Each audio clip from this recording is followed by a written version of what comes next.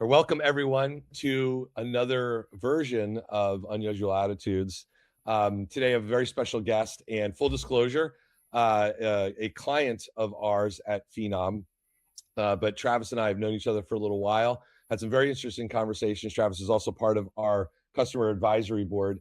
So sort of on the inside here at Phenom, helping us shape not only the company, but what we'll talk about today, which is the direction of this domain. And Travis is, head of talent acquisition strategy operations and contingent workforce globally for Royal Bank of Canada.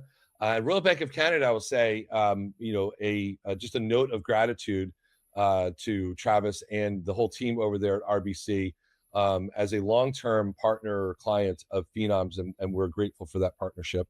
And the things that we've done together. I think together we've been reshaping this domain in very interesting ways. But Travis, welcome. And, I guess the first question I'm going to ask you is, who is Travis Windling? Sure. No, thanks, Cliff. I think for me, it's more about the personal than the professional. So for me, the biggest thing in my life is family. So I have two youngish kids, so 12 and going on 10. Very, very busy. So it's always fun to kind of get the business travel out there and, those Sunday trips and whatnot. But for me, it all comes back to, you're trying to shape the future of what the workforce looks like for them. You're trying to shape kind of where they can head. And that's what always gets me is kind of like, what jobs are they going to land in? Like, what is going to exist as they kind of grow up? And for me, it's just, fatherhood, it's AI, it's kind of all of those fun things. That's really what makes me tick is figuring out what kind of the future, what society looks like. And that's one of the things that I love about working for, something like Royal Bank, because we are largest financial institution in Canada, and we're a huge part of so many people across the country. And in the conversations I have with execs, it's really, it's not only like do the right thing for the shareholder, but it's do the right thing for the customer. It's do the right thing for society in general. And I think that's what makes, working here a joy. And that really resonates with me personally in terms of how I approach work. Well, you said something, I thought was a little revealing, which is, what kind of world are we creating for our kids and your kids in particular? Mine are 7 and 10 as well. Yeah. Maybe expand on that just a little bit. What is the world going to look like? I mean, our kids are about the same age, so they have another 8-9 years before they start to make the bigger career decisions, where they're going to land, and they're learning what that looks like right now. What's different for you, when you were sort of at that age, let's just say the mid-teens era, your kids are younger than that, but they're coming up on it. Yep. Versus what you think your kids are going to experience? Like what's different now for them that is is challenging versus what you might have experienced in your younger years? Yeah, I mean, it's interesting to think about, because I think even the problems that they're looking at, or the problems that they will be looking at, are very different than the problems that I would have experienced growing up. Like, I can still remember the first time I took a coding class in high school, which most schools didn't even have coding. Like, versus you think about what our kids are going through and kind of what the future looks like vibe coding is a thing. It's more about, how do I build kind of the construct around thought process, critical thinking to get to the end state, as opposed to, finding the semicolon in a C++ script or something along those lines, right? Like, all of those pieces are gone to a larger extent, and it's only going to get better and better over time. So I think it's just more about, it teaches you the importance of like pseudocode and really understanding like the nuts and bolts of how you want the process, or how you want the actual end state product to function, as opposed to spending all of this time on kind of the nitty gritty of really building something out with the amount of like touch and control that we would have had to early in our careers. Yeah, I think the way I look at it as an order of operation, and the order of operation is much faster now. Yeah. Like, you go from, I've always used in these conversations, I use, my music background. I think we all rely on our own personal experiences. Yep. Mine with music is a really good example. Back in the 80s, when MIDI came along, which is really a digitization of the voicing in music, whether it was an instrument, drums, trumpet, guitar, or an actual voice, or anything that you could turn in from a sound into Yeah. a musical instrument, like literally banging on a tensioned wire could turn into the sound on a synthesizer, right? So and back then the inference was, and the fear was, that musicians were no longer needed. What actually happened was that music became more accessible to everyone. And now today, for just a couple of $100s, if not free, depending if you're using some of these free tools like GarageBand, for goodness sake, you can create music for next to nothing. Where back in the 80s, when I was coming up, I mean, you're looking at $500 to $1,000 US an hour to rent a studio, let alone an engineer, let alone knowing how to play instruments. You have people now that are creating music that have never learned an instrument, which is amazing. So the idea that they could go from idea to a proof of concept, to then a prototype, a working prototype, and then to an engineered solution. So that order of operation is so fast now, and one person can do all of it to an extent. You talk about this just in terms of your AI posture, right? You talk about people being first, an AI second approach. So maybe talk to me a little bit about that. When you think of it in the lens of an order of operation, it's really a partnership, isn't it? Yeah. Oh, 100% it is. And even if we kind of go the skills route for a minute or two, like I think one of the really interesting things about skills and how we approach that is the way you split it, that whole concept of technical skill versus human-centered skill, and kind of what that looks like. To your point, it really is, it is, how do you combine those two things to make something meaningful and something that is truly a competitive advantage? So one of the things, and I still go back to a conversation I was actually having with the CEO of Plum 5 or 6 years ago around kind of like this whole concept of a composite fit score, and how what's right for one potential job might not be right for what's kind of center in a different job. So you're looking at like a contact center or a like those heavily digitized or heavily impacted AI type environments.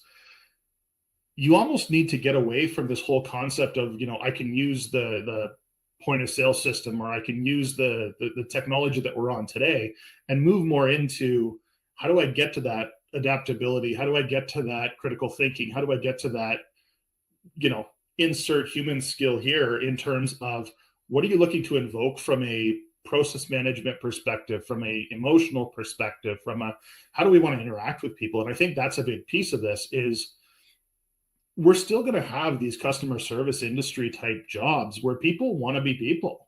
And I think that's where you get into needing to build for agility in terms of how you think about it, which is why I'm such a huge fan of like fluid intelligence, for example, instead of, the true cognitive testing.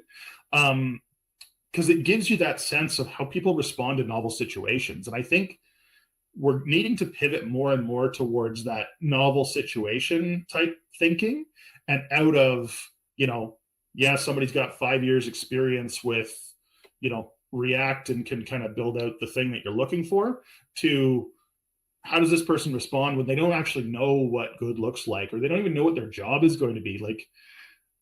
Honestly, that's, I think, one of the things that's made me successful in my career is taking that step back and not having a, well, that's not my job mentality that you hear from so many people across the board. It's like, you don't know what your job is. My kids aren't going to know what their job is. Like, you just kind of need to jump in and solve problems. And I think that's the thing that's super exciting for me, is with the emergence of AI, with the emergence of technology, and all of these relationship pieces, it's about kind of people being people and us doing what we're best at. It's funny because there was a CEO recently. I saw an article. I responded on LinkedIn to it too, because I was like, I absolutely love this. Yeah. And I won't name the company because that's not relevant. But the CEO said, apply for the job, and if you get it, you're going to wind up on the clean the toilet sign up sheet like everyone else, along with the job that you do. Yeah. And I love that mentality, which is, that no job should be too small. I don't care if you have a PhD in something, or you hustled your way up the ranks. It doesn't really matter. it's more of an attitude thing. Yeah. How much does attitude play into, like, when you're thinking about talent acquisition strategy? How much does attitude play into the advice that you're giving to the business leaders that you are advising? Yeah, I mean, it's about that flexibility and that attitude, and I think the interesting thing about where we're at and kind of where we're going is that attitude piece is becoming a measurable commodity to the extent that we understand, and apply the 60, 70 years of like IO psych background that exists in the industry right now. And it's really exciting to see companies start to grab a hold of that and start to apply behavioral research and some of those types of things, because I think that's really what's going to get us to this level of flexibility, of adaptability that we need to kind of be successful. And so when I'm talking to kind of business leaders, it's really about giving them that like for like comparison. And I think technology is getting us to a point where we can start to see those analogies and start to show that adjacency of skill across things that might not exist tomorrow. Like, I think a great example of this is as we're thinking about those future like customer servicey type roles, how you're thinking about business models, how you're thinking about process models, how you're thinking about all of those things may not exist in the industry. And I think from a TA lens, we've always looked for patterns, even if it's cross industry, like that's where a lot of innovation comes from. It's like, how do you take this thing over here and apply it over here? The thing over here might not even exist anymore, which is a really exciting thing about TA is you're getting to the point where it's like you're needing to build from a truly human framework, because the tasks and the skills that you need to be successful in your future business model is disruptive. So it doesn't exist in another company yet. And I think that's the thing that's super exciting for me working in that TA space, is you're truly working on the forefront of what the future of work will look like. And I mean, that's a pretty awesome thing to think through, because even from a talent management lens or the rest of HR lens, like it truly is talent acquisition that kind of leads, because you're getting looped into these projects, these new business models, these ideas that people are having, and you're having to put, human horsepower behind them, which is a pretty cool exercise. It is. I wouldn't call you anti-resume, but I think you're close to that, but only in the sense of, Yeah. what you stated was it's not a predictor of performance, right? I mean, it's just, I think I want to dig in there a little bit, because that's the primary, it's so you say this, right? Like, and by the way, I agree with you, but I don't work in talent acquisition necessarily. Like, I'm not Yep. advising the business. Like, how do you say that with a straight face? Because what's going to come back to you is from the business, and they're going to say, well, give me another way, right? Yep. Like, and by the way, we might agree that there's another way, but you've got the whole world trained on resumes and CVs. Like, how do you change that? Very slowly, I think is probably the answer, unfortunately. But I think it's about just getting creative in terms of what you're trying to deliver on. So I think it's through the assessment space. I think it's through like, the realistic job previews. It's through those conversations and those kind of analogies that you're building out. It is truly about adjacent skills. And I think, that is a long path to walk in terms of convincing a hiring manager that, this one thing over here is truly comparable to what this person over here can do. But I almost think it's part of what a future leadership capability needs to be is you need to see kind of the potential in people as opposed to just that historical performance. And a resume is never going to have that. I mean, I would say the best resumes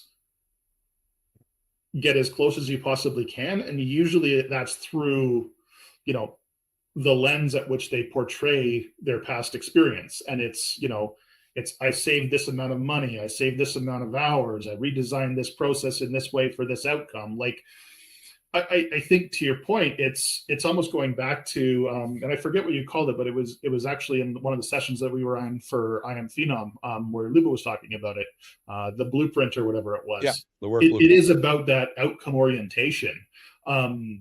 And I think that's how you start to pivot this, is to really focus on the outcomes that you're looking for and look for people who can design or solve a problem in an analogous way to that outcome. Yeah, I think I and what you're talking about is a sort of a thought experiment that if you went to myblueprint.work, right, you can map out the visualization of your career, and so we look at those ontologies and sort of a visualization of all your skills and competencies and that adjacency and what becomes important in that pattern, and understanding what that pattern looks like. I think more people are going to become more educated beyond the resume, because I the resume is something, it's been a great start. It's been a great way for people to represent themselves, at least from what a corporation or enterprise might want. But I do think I agree with you that it's shifting more towards experiential. Like, what have you produced with Yeah. the skills that you have, and how do you as an individual learn and adopt new skills and put those skills to use to create new outcomes.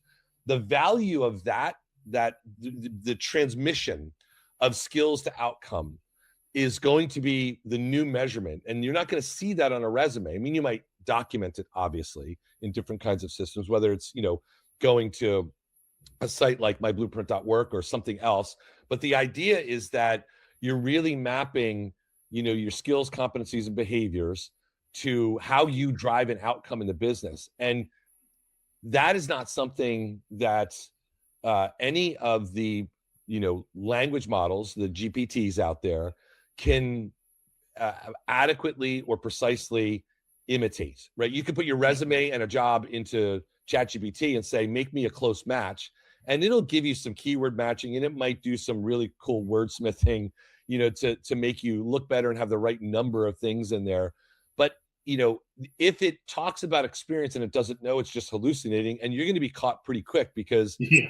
the idea that you're going to be interviewed and said, "How did you produce?" You said you produced XYZ for a company and they got better at something. Talk about how you did that, and there's nothing behind it. So would you agree, and I think you said it here, but would you agree that that transition to more, skills driving outcomes and the experience behind that is really the new measurement of work?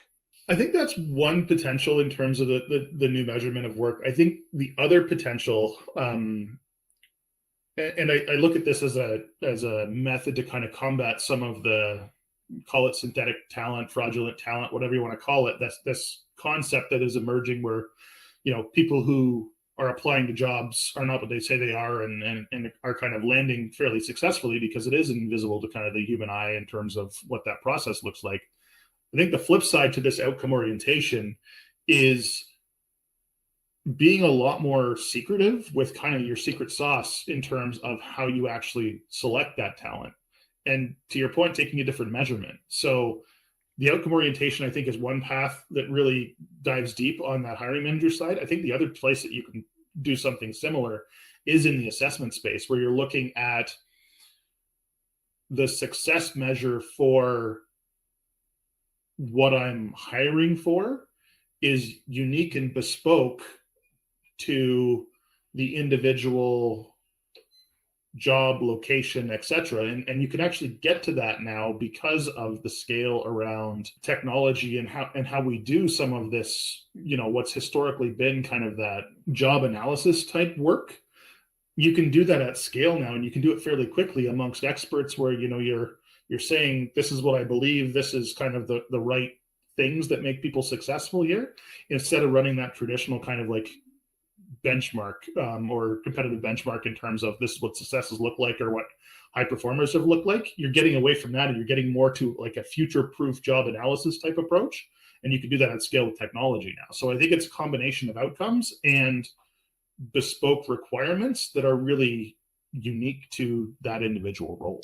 I think if some people listening to this might be hearing what you're saying, and it could sound like, just deeply assess everyone and predict their level of success, and only hire the people that have the greatest predicted potential for success. And I think and I think the challenge there is we can't afford to assess everyone at every angle is the first thing. And I here's my analogy. I was using a baseball analogy earlier today and talking about something else, and I'll use it here again. So American baseball, Canadian, you get the Toronto Blue Jays. But the idea of replacing the umpire with with a computerized monitor of every pitch. And in my view, because I'm a huge baseball fan, in my view, you take the element of surprise and argument, you take the humanness out of the whole thing. And so I'm not putting words in your mouth, Travis, believe me. But what I'm saying is I hear what you're saying, but some people might take it as, you just want to create all this technology to make the very best decision, instead of having some level of like, where's the human creativity in that process? No, it's a good prompt. And I don't think I would advocate ever removing the human, because the other aspect, and you notice this with really, really strong leaders, is it is a bit of art and science. Like, you don't ever want one profile to rule the roost on the entire team, because you need complementary skill sets. And everybody's got a little bit of every piece of whatever assessment you're using. And so it becomes, how do I shore up those weaknesses, and how do I, paint the canvas in terms of what I need my team to deliver on? Great example of this is even in my own skill set. So historically, I had a PM that I worked with, and she was probably my least favorite person when I first met her. And ironically enough, we were working on an assessment project. It wasn't until we had both gone through the assessment and we looked at strengths, weaknesses, compliments, and drivers, drainers, all that fun stuff. And I was like, I think the reason I don't like this person is because they're counter to my entire personality in terms of how I think, how I operate. Now, the flip side of that is, once you have that kind of self-reflection, it becomes a heck of a lot easier to work with that person and to kind of move past what should be kind of conflicting attributes and realize that it's actually just completing the rest of the picture, because all of a sudden your deadlines tighten up, you're able to deliver things at pace, you have somebody to chase where you have too many things going off in every direction. Like, it takes those complementary skill sets, and I think that's where the art comes in terms of building high functioning teams.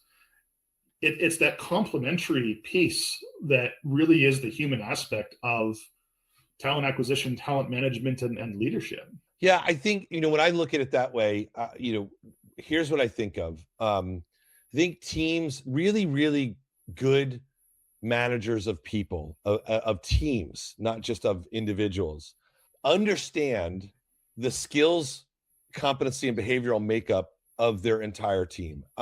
I am not a huge advocate of personality tests. In fact, I think things like Myers-Briggs do way more damage than they do good, because companies will bring in those behavioral assessments, and they'll assess everyone, and then they leave and leave it to the organization to figure out how someone who has a more aggressive nature can work with someone. What does this mean?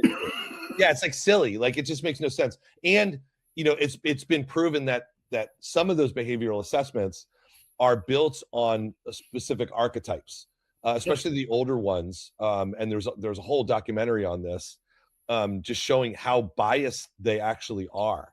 And so it's not that they're not useful, but I look at if you're a team manager, you need someone. I always like the character that Jeff Goldblum played in Jurassic Park, Ian Malcolm, Dr. Ian Malcolm. And he was always the provocative essentialist, right? Like, his character was really looking through a lens of, you're probably wrong, right? And everything, you're probably guilty of everything, and then prove that you're not. And in organizations, it's a great way to look at how you manage people as a leader. You're probably wrong in what you're doing if you're relying on just the technical assessments. And here's why. Because a lot of people that are creative thinkers, you can never, ever understand that. Like, there's no assessment in the world that can predict the measure of success when somebody is more creative than more analytical. It's very easy to predict technical skills, which I think you should. But on the side where it affects a team, this is where I think it's important that a team manager understands the skills, competencies, behaviors, and hires for what is missing, no matter what the role is. And that's, I think, let me put it to you this way and ask you this question. You work and have worked in very highly regulated ecosystems. You're talking about financial services, in the better part of your career. Yep.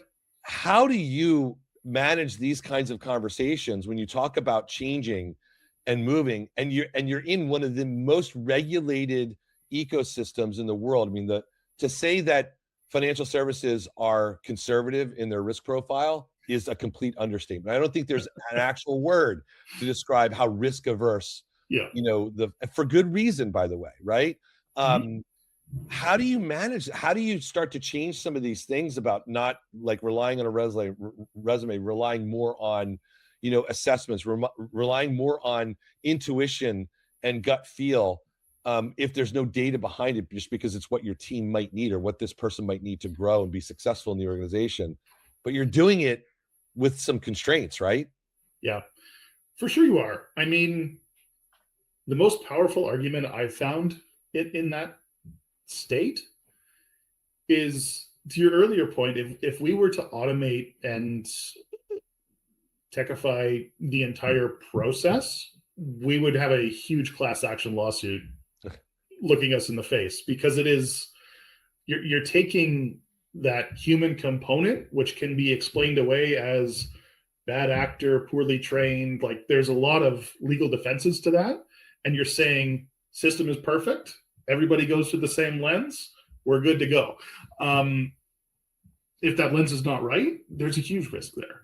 And I think when I think through the power of human in the loop, human in the lead, whatever you want to call it from an AI perspective, it's really de-risking that class action risk is really what you're looking at. You're looking at how do I build scale into my operation? How do I build good decision making and checkpoints?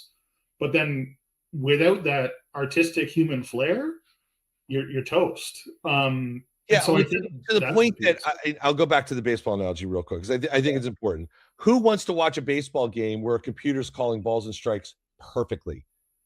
Like, that would be the most boring thing in the world to me, right? But from a enterprise perspective, that may be what's desired from a de-risking perspective, right? Because you are making defensible the technology that you're using, you're hardening it. And I think you're making a good point. The harm of technology is that it can harm at scale pretty quickly. Sure. The opposite side of that is human beings are a black box, and they might not be, like, one person rarely can have a scale impact. They'll have a smaller sort of effect, a sonic effect, if it might be, right? It's a small charge that has a small radius. But you have 20 of those in an organization combined together, and it's a significant shockwave, except no one sees the pattern until it's over. So, like, the argument I think can be made on both sides. How do you balance this is really what I think people are trying to figure out. Well, and I mean, I think the other thing that's interesting about this is humans don't want things that are totally predictable, to your point. Like, you have the umpire, it's like, well, if you're replacing the umpire, why don't you, like, while you're at it, you might as well replace the pitcher, the batter. Like, then all of a sudden you just have a perfect game of baseball, and it's like whoever starts is whoever wins. Like, it's not fun. It's the same thing. I'm a gamer. I like video games, and it's the same concept as like a tool assisted speed run. And you see people who have it dialed in where they beat Mario in 3 minutes and 10 seconds because pixel perfect, every single jump is just flawless. It's like there's something to be said for the uncertainty of just, I might get it wrong. Or is the person going to hit the right pixel when it is the person sitting behind the controller? Like, I don't think humans want perfect either. No, humans might not want it, but certainly at an enterprise level, I think there's a desire for that for a lot of valid reasons, right? There's huge investments in business, in people, in products and services, in servicing clients, or if you're B2B, other businesses, whatever it is. So you want to de-risk as much as possible. The question is, how much do you de-risk before you dehumanize? Right.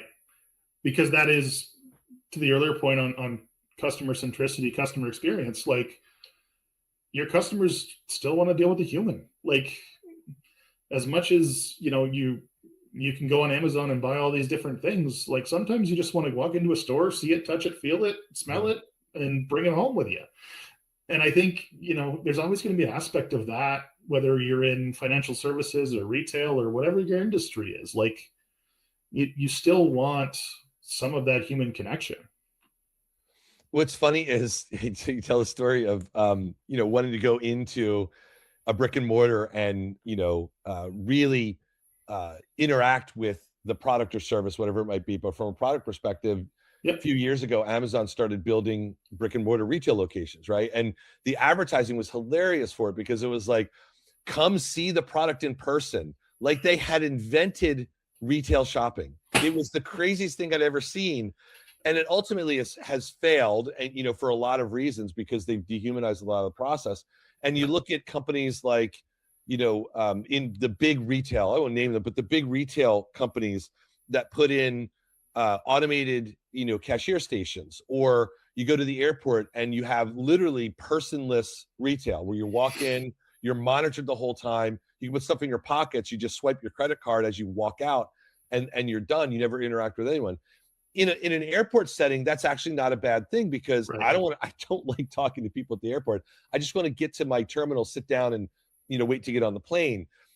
But in other settings, you're right, you want to interact, and so these big retailers are now scaling back on the automated and self-checkout and putting cashiers back, believe it or not. Like, it's happening all over the place. And you can just look it up online. How does that, if you look at that analogy, right? They tried to go full automation, right, for efficiency, to cut payroll costs. There's no doubt it was that. They also had a really big problem with theft, by the way, and fraud. So you talk about fraud at scale, you did massive, massive problems, to the extent that you could hire every person they ever let go that was replaced by a automated, checkout, and they still would never spend the money that they've lost on fraud in the automated checkout. It's like a crazy number. But you look at that and then apply it to talent acquisition. Like, what's your advice for executives and leaders who are looking at technology and don't understand where the human in the lead actually is, or where it's going to be 2-3 years from now? Because at the level we are automating, what you're saying to everyone in talent acquisition right now is just create the self-checkout or the automated checkout. And what we learned from that already is it doesn't work. So how are you talking to people, leaders, about operationalizing this, like really operationalizing? Yeah, it's a good question. I think, to your point, like, context matters. And I don't think the role of the recruiter as it exists today in many large enterprises is going to be a thing in even 18 months. Like, if you fully went all in and just started to blow up your process and look at the human touch points and HCD the crap out of it, like, you could, to your point, automate pretty much everything today. But it comes back in terms of designing those touch points and where do you want the human to dovetail in, because you have to think about it from an experience perspective too. Like, changing jobs for people is a big deal. Like, you're stepping out of your comfort zone, you're moving into something new.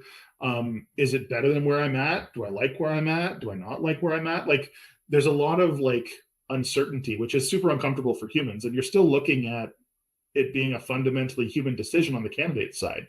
So I think what we're really automating is the pieces that people hate.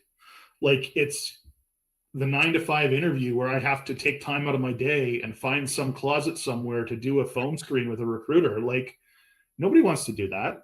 So let's automate that first touch point to get through the screen. So you're really spending valuable time between the organization and the candidate themselves to say, at that second screen, like, we know there's a fairly high likelihood that there's a fit here. So let's now have a real conversation and set aside the right time, because we think this could actually turn into something. What recruiters? If you think about, just real quick, because that's such a good example, and I want to understand when you're talking to a leader and you use that as an example, I think you'd get a lot of head nods and people just thumbs up, agree, like Yeah. interview scheduling or screening, it should be automated to some degree. When you think about it from the candidate's lens, the applicant's lens, how transparent should we be about the process that they're going to go through? Because it has been a black box for years. I think some companies and enterprises are being a little bit more transparent. And I think you're going to see more regulatory about the level of transparency that's going to be required. Yeah. But from an ethical standpoint and just an experiential standpoint, in your opinion, how transparent should you be in broadcasting exactly what this process is going to look like from a candidate lens? I mean, purely from my personal opinion, I'm glass box. Like, I think open it up to the nth degree. I will tell you what I'm evaluating. I'll tell you what the steps in the process are. I will let you kind of make your mark through it. Whether we win that battle or not, I mean, there's, like you mentioned, we're super highly regulated. Who knows? But I think that transparency shows respect for your candidates. And it actually, I think, will drive user adoption on your candidate side, where you're like, here's when you can expect to hear back. Here's when you can expect, this next thing to happen. And honestly, it creates more comfort for your candidates in terms of moving through the process too, because again, it's taking that uncertainty out. And so, you're truly just investing in, here's where you're going to spend time with a person to qualify, is this the right fit for you? Is this the right fit for us? And I think that's where the recruiter adds the most value, is in that selling cycle. So I think, you're going to see recruiter jobs start to pivot into recruitment marketing. You're going to see recruiter jobs start to pivot into sales type roles. And honestly, that's what recruiters want to be doing anyways. They don't want to be scheduling interviews. Like, we've had Calendly and auto schedulers for probably 10 years now. And it's like, it's ludicrous that so many organizations still do let's hire a bajillion recruitment coordinators and back and forth and set these. Well, there's no value in that work. I mean, like, No. what's your future? If you're an interview scheduler, tell me what your career path is. Right. And the person that you're dealing with, yes, it's a person, but that person has no context on the opportunity that you're posting out to. They have no context on oftentimes the organization, or they're not going to share the organizational context in terms of the things that the candidate wants to know anyways. So set up your recruiters to be those brand ambassadors, those messengers, and build that hook. I think that's where the majority of the recruitment jobs should be kind of going forward, as opposed to this process cell that we've created for ourselves in enterprise. It's so funny because let's wind things down here. My one of my questions is going to be, where do you see things going? And it's a perfect lead in to what you're talking about, like this role transformation that's happening. Really, like, I think the named recruiter role is already gone. It still exists, obviously, just because it's hard to change habits, but it's already gone, because that work is transforming into for really good organizations, and you work for one, they're thinking way more strategically about the impact of the skills that a person who was a recruiter or a sourcer can now apply to helping drive real business outcomes versus just filling a role, right? You're not, like, recruiters and sourcers have always been thought of on some level in some parts of the organization as order takers. And that is quickly changing, because there's a demand for more strategic advice on how do you orchestrate a workforce, right? How do you look at skills and competencies and behaviors, what you mentioned, being able to look at those patterns. So my final question for you is, talk to every leader out there that says, Travis, like, I hear everything you say and I agree. I just don't know where to start. Like, give me the one or two things on Monday morning when I come in, and I'm looking at transformation, real strategic transformation. Where's my lens? What am I looking at? It's ironic because my answer is probably not what they would expect. Any good strategy starts with point of departure. So I think you document the heck out of what you're doing. You rationalize it against, where the human touch points, what makes sense, because it gets you a couple of things. From an AI future-proofing perspective, all of that documentation, you're going to need to build your future process. And so by laying that out, you're creating artifacts that can then be consumed by AI and give people a better lens to your process, which leads to better standardization, better understanding, and honestly, that transparency that I was just talking about. You build that piece out. I think that's your starting point, and then start to look for those quick wins. Even as we talk about AI transformation, as a TA function, just in general in the market, there is so much that can be accomplished purely through workflow changes.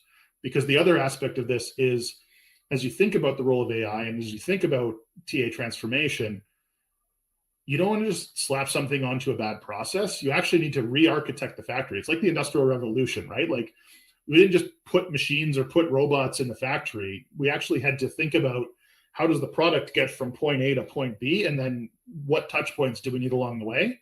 That all starts with your point of departure. So map out your point of departure, then figure out your workflow, then figure out all this cool AI stuff that sits on top of it. So it's like that crawl, walk, run, but ultimately it all starts with that point of departure piece.